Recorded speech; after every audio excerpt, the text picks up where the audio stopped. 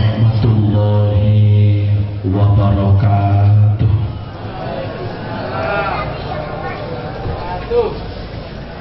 Sehingga berikut untuk melempung kademen itu. Assalamualaikum warahmatullahi wabarakatuh.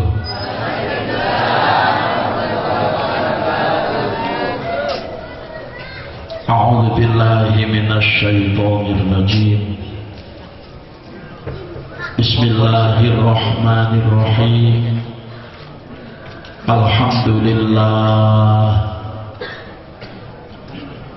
Alhamdulillahilladzi nazzala al-furqana ala 'abdihi liyakuna lil 'alamina nadhira.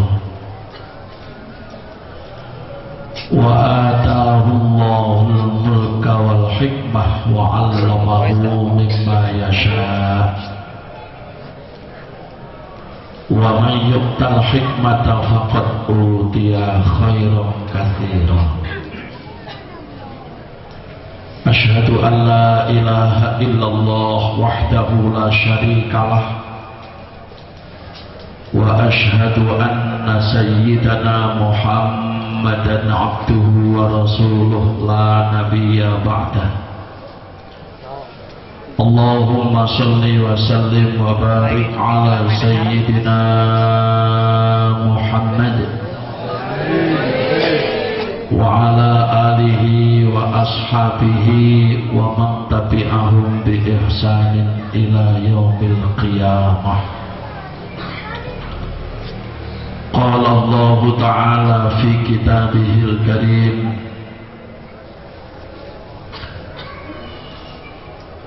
Bismillahirrahmanirrahim.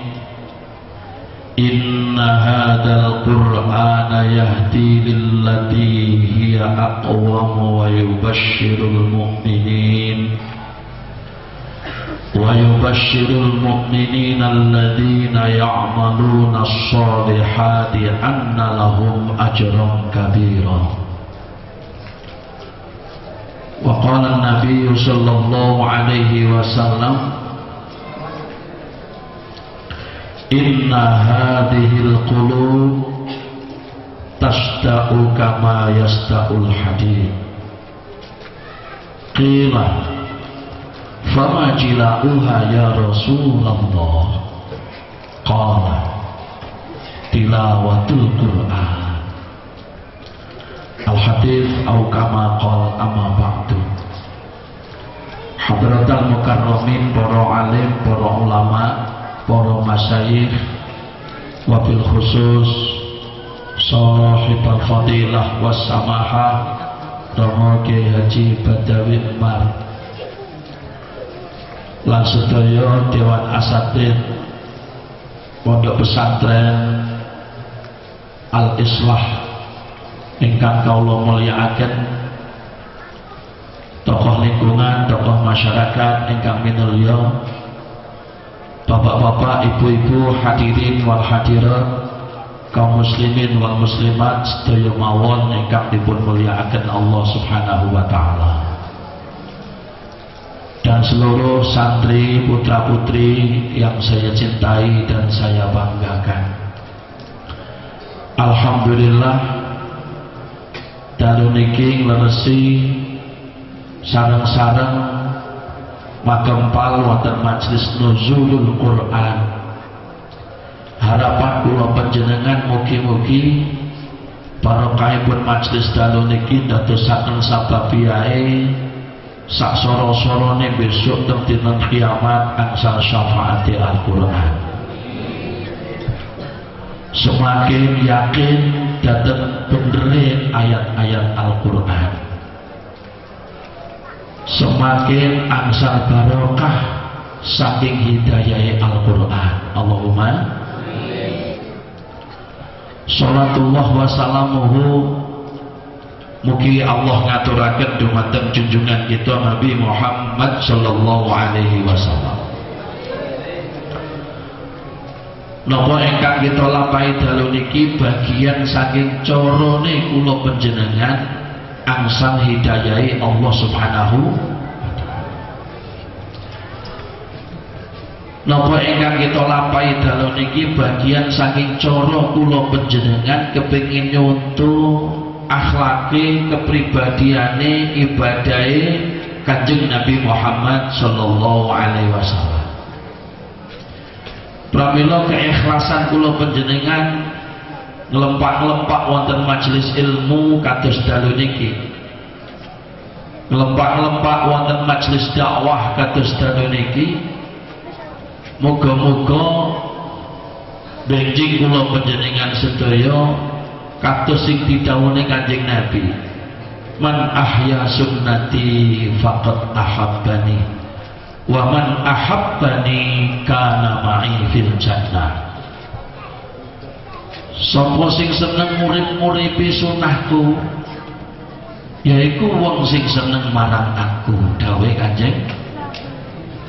Sapa sing seneng marang ingsun kana ma'i fil jannah, adalah bersamaku masuk surga Allah Subhanahu wa taala. Muga-muga niki dalane benjing mlebu swarga bareng-bareng Kanjeng Nabi. Bapak Ibu hadirin rahimakumullah. Ingkang terpenting, peringatan nuzulul Quran dalu niki kita dadosaken bahan introspeksi diri. Nek kita meyakini Al-Quran itu hudan linnas wa hudan lil muttaqin, dadi petunjuk uripe menungso lan petunjuk uripe wong-wong sing padha taat nang Gusti Allah. Kula jenengan ingkang meyakini Quran niku ajaran sing bener kadamel GBHM. Mingkem nggih Bu. GBHM. Nek teng Indonesia ana GBHN, garis-garis besar haluan negara. Nek Al-Quran itu garis-garis besar haluan manusia. Sudah seberapa yang kita baca? Sudah berapa persen yang kita pahami? Sudah berapa persen yang kita amalkan? Sudah berapa persen yang kita dakwahkan? Bahkan ayo dikoreksi dewe-dewe, sudah seberapa persen yang kita jadikan petunjuk dalam kehidupan, dan juga sudah berapa persen yang sudah bisa kita nikmati. Yang paling penting nuzul Quran ngoreksi niki mau. Sebab napa? Sebab dawuhipun Allah Subhanahu wa taala, syahrul Ramadan alladzi unzila fihi al-Qur'an hudan linnas wa bayyinatin minal huda wal furqan. Di bulan Ramadan ini pula Al-Qur'an diturunkan oleh Allah sebagai hudan linnas, sebagai petunjuk hidup manusia. Wonten surat Al-Baqarah awal-awal hudan lil muttaqin, petunjuk hidup orang-orang yang mau mentaati Allah, orang-orang yang bertakwa dumateng Gusti. Wa bayyinatin minal huda wal furqan, bahkan dipun terangaken kali Gusti Allah teng Quran niku caranya kita mendapatkan petunjuk. Mulane nek kita cek nuzulul Quran dari aspek turunnya itu, maka Al-Quran dibagi menjadi dua bagian. Sing nomor setunggal, nalika Al-Quran dipun turunaken Kanjeng Nabi teng Makkah, namine ayat-ayat Makkiyah. Nomor kalih nalika Kanjeng Nabi teng Madinah, namine ayat-ayat Madaniyah. Nalika Kanjeng Nabi teng Mekah hampir 13 tahun, ayat-ayat yang diturunkan oleh Allah di Mekah itu isi intinya sesuai dengan kebutuhan masyarakat saat itu. Terjadi krisis akidah, krisis ibadah, krisis akhlak, krisis ilmu. Mula begitu Al-Quran diturunkan Allah kepada malaikat Jibril datang Kanjeng Nabi nalika ten Mekah hampir 13 tahun niku. Alhamdulillah berkat dakwah ayat-ayat Makkiyah diperjuangkan oleh Kanjeng Nabi dan para sahabat bisa merubah jahiliyah menjadi Islamiyah, sing kufur jadi syukur, sing bejat jadi taat, yang amoral menjadi bermoral. Alhamdulillah. Sing peteng dadi padang, sing bengkok dadi lurus. Alhamdulillah. Kinten-kinten sakniki niku mboten usah ombo-ombo. Sak Singosari mawon tasih wonten sing peteng uripe. Bu.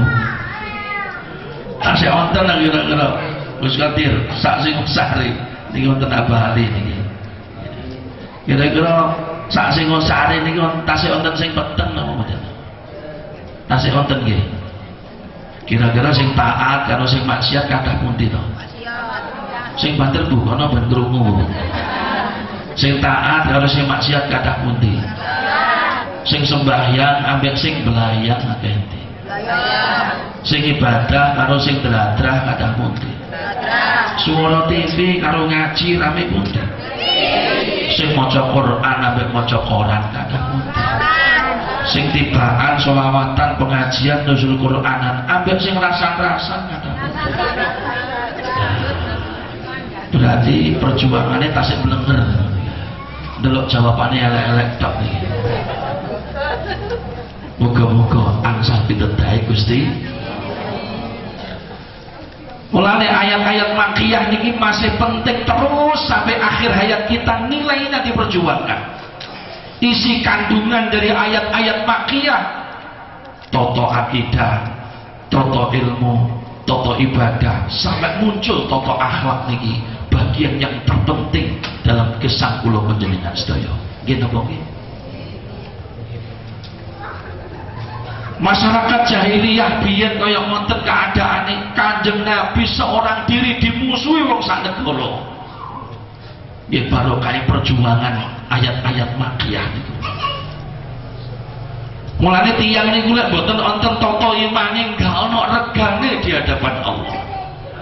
Orang yang jatuh derajat dan martabatnya di hadapan Allah adalah juga jatuh derajat dan martabat di hadapan sesama manusia. Oleh karena itu Al-Qur'an itu kebangkitan akidah. Supaya menungso niki tata akidahe bener, ojo sampai ngedoi Al-Qur'an.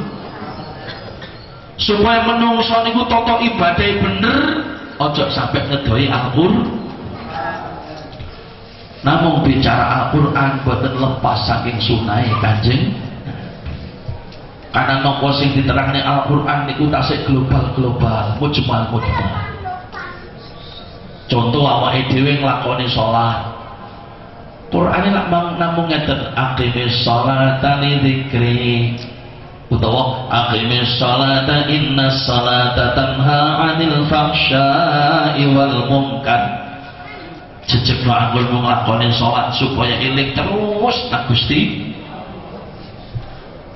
Terus salat niku yo napa, kaifiahe yo napa, prakteke yo napa, sing diucap waktu rukuk sujud yo napa, mboten dirinci ten Qur'an. Tapi dirinci wonten sunah-sunahe Kanjeng. Mulane nggak mungkin Al-Qur'an tanpa hadis, nggak mungkin pula hadis tanpa Qur'an. Mulane ana tafsir Qur'an bil hadis, ada tafsir hadis bil Qur'an, ada tafsir Qur'an bil Qur'an, ada tafsir hadis bil hadis. Nggak iso padha antarane Qur'an kali hadis Kanjeng. Mulane nggak usah melok-melok ingkar sunnah. Wonten tiyang putus asa memahami hadis ono sahih, ono dhaif, ono hasan. Ada macam-macam putus asa. Malis gak usah sunah-sunahan, sing penting Quran. Quran mawon nggih boten tuntas oleh ngaji gak ada guru.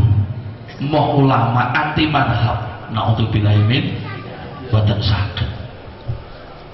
Mula sing penting kula panjenengan sedaya ngugemi Al-Qur'anul Karim dari aspek tata akidahe, aspek tata ibadahe. Mulane Al-Qur'an niku sering dipun dawuhaken nek pun bicara amanu mesti digandeng wa amilus. wong urip niki lek wis ngaku iman ojo sampai gak amal soleh, ojo sampai gak ibadah. Ya senajan to kelas ibadahe umat niku rena-rena tapi wis alhamdulillah pokok wis nglakoni. Ngoten nggih Bu nggih. Sak Singosari mawon didelok teko lakune ayat-ayat makiyah lak ngetasik rena-rena. Salate misalnya. Sak Singosari iku padha-padha Islami, padha-padha santrine niku salate lak gak padha. Wonten sing sedina sewengi ping 5, wonten sing 5 dina sepisan. Delok ini rada-rada gitu. Wonten sing setahun ping pindho. Wonten sing tahlilan tok juga tahu salat. Wonten apa mboten Bu? Wonten sing terbangan rutin tapi belas gak tahu nyak Jumatan. Tapi itu iku mau. Lah satu ini Ustaz Bahak niku. Sing kok critakne tangga kula mriku. Nggih ngoten-ngoten niku lah. Mulane berjuang niku lek menurut Al-Qur'an ada tobakotnya. Berjuang ning akidah, berjuang ning ibadah niku ana tobakotnya, ana tahapane. Kaya Al-Qur'an biyen ngandani masyarakat jahiliyah tentang larangan khamr mawon nggih ana tingkatane. Pertama, lek arep salat aja mabuk. Mari ngono dikandani madharate bahayane luwih gedhe timbang manfaate. Mari ngono rada keren titik. Sapa sing minum khamr kaya setanen. Rada keren. Mari ngono dier, qaliluhu wa katsiruhu haramun. Dadi ono kelase. Ora langsung haram dadi musuh mungkin. Nggih napa nggih? Mulane dakwah itu ada tobakotnya, ana tahapane. Ojo mentang-mentang karena ini barang bener sampaikan itu durung karuan kuat. Mentang-mentang misalnya Ustaz Bahak duwe anak telu sing nomor sani betul tapi lah Ustaz Bahak kalih kurang papat.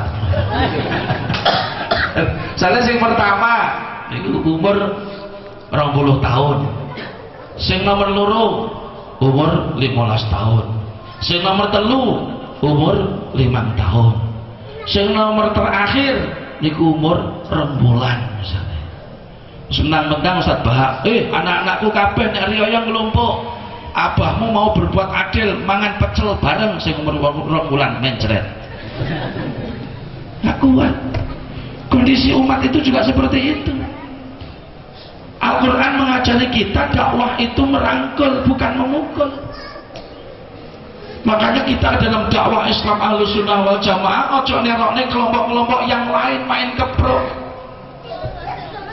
Islam tidak pernah diperjuangkan dengan cara-cara keprokan. Gini bang, karena cara-cara keprokan itu bertentangan dengan Islam yang rahmatan lil. Islam itu agama yang damai, agama yang sejuk, agama yang toleran, agama yang menghargai perbedaan karena perbedaan itu khazanah kecerdasan. Yang dilarang oleh Islam itu bukan bedanya tetapi tafarruqnya. Wa'tasimu bihablillahi jami'an wa la tafarraqu. Yang diperbolehkan oleh Islam itu ikhtilafnya, yang dilarang oleh Islam itu tafarruqnya. Rapat RT, rapat pondok, rapat RW, rapat NU, beda pendapat harus dihargai senajan itu gak enak karena itu khazanah kecerdasan. Tapi goro-goro pendapatnya gak diterima mutung, lah itu yang diharamkan. Ahlul mutungnya itu sahibul mutung sebatan yang saleh. Moga-moga mboten wonten Allahumma. Yang penting kalau panjenengan sedaya dengan Al-Quran sebagai hudan lil muttaqin, memberikan petunjuk kepada orang-orang yang bertakwa, kula panjenengan sedaya pertama yang ditunjuki oleh Allah kagem kula jenengan sedaya, Al-Quran selalu mengingatkan kita bahwa hidup itu harus kembali kepada jalan-jalan Allah. Misalnya Ya ayyuhan nasu ubudu rabbakumul ladzi khalaqakum walladzina min qablikum la'allakum tattaqun.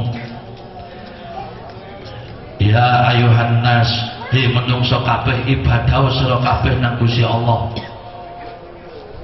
Ya ayuhan nasu ubudu rabbakumul ladzi khalaqakum walladzina min qablikum, supaya dengan ibadah itu kamu menjadi orang-orang yang bertakwa. Jadi nek kepengin menjadi orang muttaqin, ayo belajar nyenengi ibadah.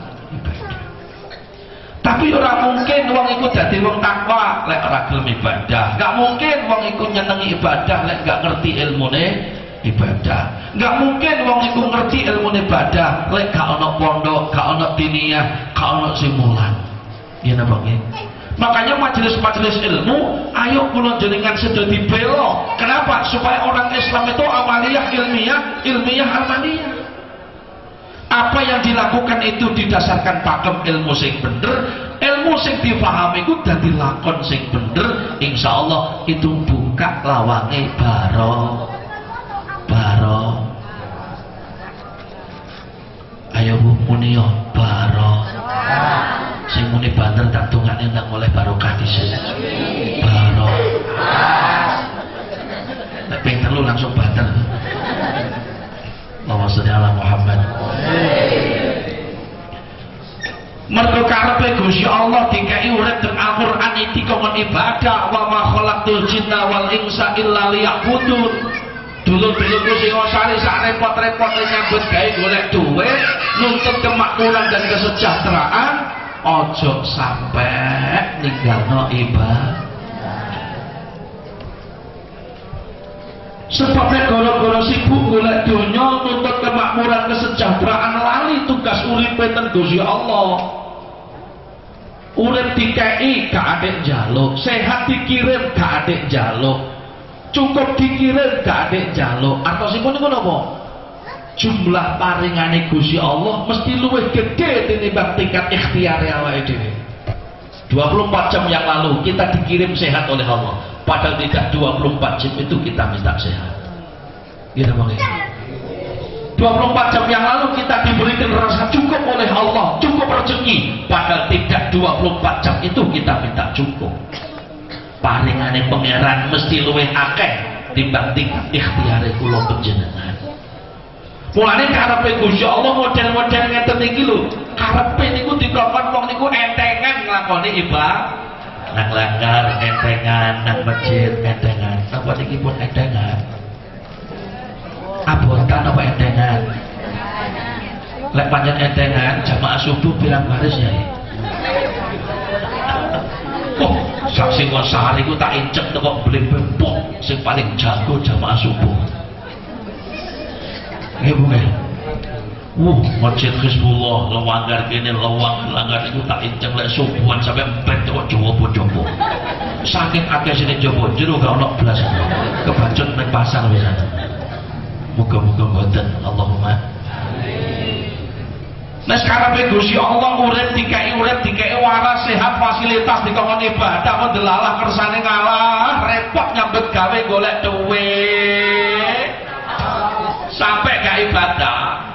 Niku berarti kan lakune wong urip ora setel karo karepe sing gawe.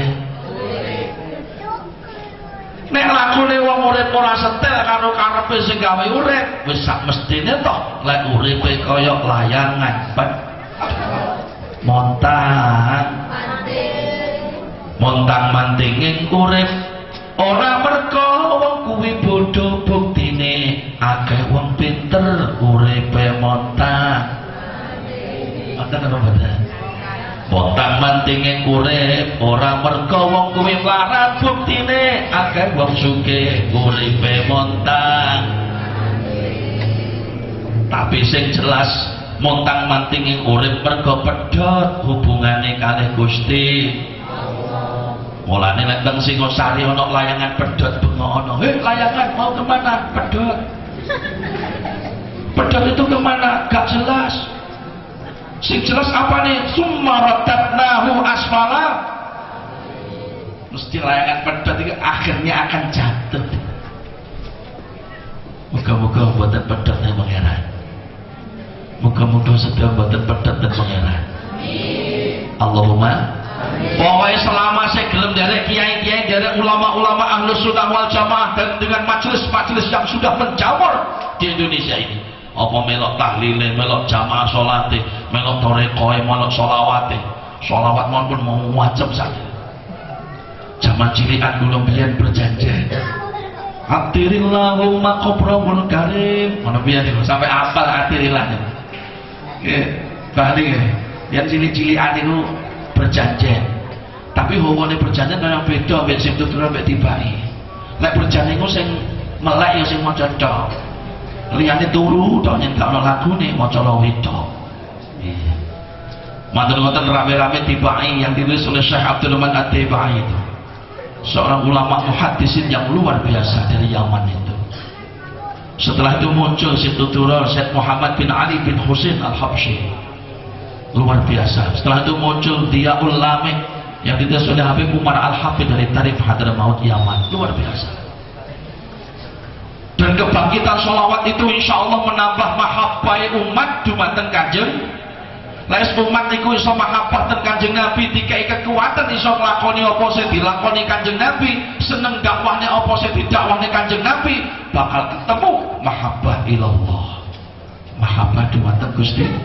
Lais mahabbah dumateng Gusti Allah, orang itu punya hak untuk mendapatkan dunia akhirat surgane Gusti oleh barokah teko Gusti. Mula pesane Gusti Allah sing penting, prinsip sing nomor siji, Al-Quran mengingatkan dalam ayat-ayat makiyahnya itu ojo sampai wong urip ninggalno ibadah. Ya ayyuhalladzina amanu la tulhikum amwalukum wala awladukum an dzikrillah wa may yaf'al dzalika fa ulaika humul khasirun.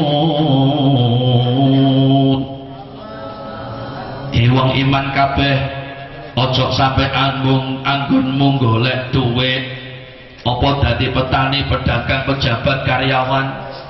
Ojo sampai anggunmu gede nih anak, nyekolah nih anak, muliah no anak, minterna anak, ninggali warisan anak, sampai dadi wong tua lali nang Gusti. Orang mikir ibadah nang Gusti, orang gelem zikir nang Gusti. Ojo sampai. Wa may yaf'al dzalika, nek wonten sing kaya ngono resikone napa? Fa ulaika humul khasirun, divonis kali Gusti Allah dados tiang-tiang sing kapitunan, wong sing rugi. Rugi apane wong buktine ora sembahyang ya iso sugih. Lek sugih niku dicukupi pangeran. Sebab napa? Menungso senajan kok enggak salat, enggak Islam sekalipun, wong kuwi gaweane Gusti Allah ya dicukupi Gusti. Mergo oleh ora gelem ibadah dicukupi dunyane, tapi ora diparingno barokah. Lek dunya disetori gak adik barokah, itu bukan rizqun karim, bukan rezeki yang berkah, tetapi rezeki yang pada gilirannya membuat hidup bermasalah. Naudzubillah min. Dunyane bermasalah, sekarate bermasalah, kuburane bermasalah, napa maneh akhirate bermasalah. Mulane pesane Al-Quran dateng kula panjenengan sedaya untuk mencapai kehidupan yang mabrur, yang diberkahi oleh Allah Subhanahu wa taala. Ojo sampai hilang dua prinsip kehidupan, amanu wattaqau. Walau anna ahlal qura amanu wattaqau la fatahna alaihim barakatim minas samai wal ardh walakin kadzabu fa akhadnahum bima kanu yaksibun. Nek menungso urip dalam sebuah komunitas isih gelem amanu wattaqau, imtak prinsipe iman takwa dumateng Gusti sing diperintah dilakoni sak kuat-kuate, sing dilarang dicegah sak kuat-kuate, sambil mohon perlindungan dan pertolongan dumateng Gusti. Oleh iso ngono nyetir urip, la fatahna alaihim barakatim minas sama'i wal ard. Allah membukakan pintu-pintu kehidupan yang baru dari langit dan bumi. Sewali walakin kadzabu nek gak iman, gak takwa, gak sholat, gak langgar, gak masjid, gak kiai, gak ulama. Aku mau ditinggal perung